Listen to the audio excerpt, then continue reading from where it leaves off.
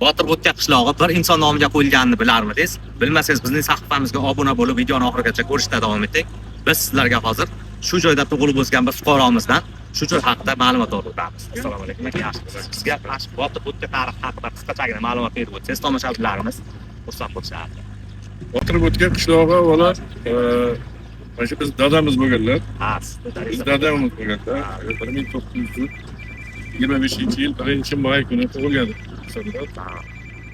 Chetga bobolarimiz 49-yillarda kelib, cho'l o'zlashtirishda o'zlarining hissasini qo'shib, kolxozlashtirish davrlari bo'lgan, yerlarni o'zlashtirish, betlar endi o'ta cho'l boshqa joylar bo'lgan.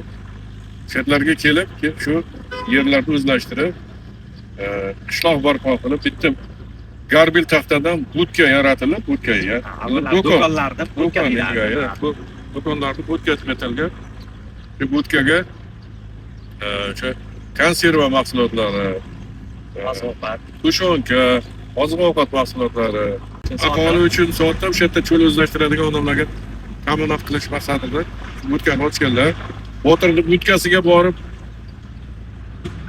produktga, oziq-ovqatga, Botir budkasidan borib, sigareta olib kelib, yoki non olib kelib jo'natilgan sekin bu atamaga aylanib Botir budka aylangan. Bu vaqtlarda Farg'ona viloyati bo'lgan. Endi buni gapirsangiz, tarixi uzoq. Kartada ham Botir Bo'tga nomi belgilangan, hozir ham bor.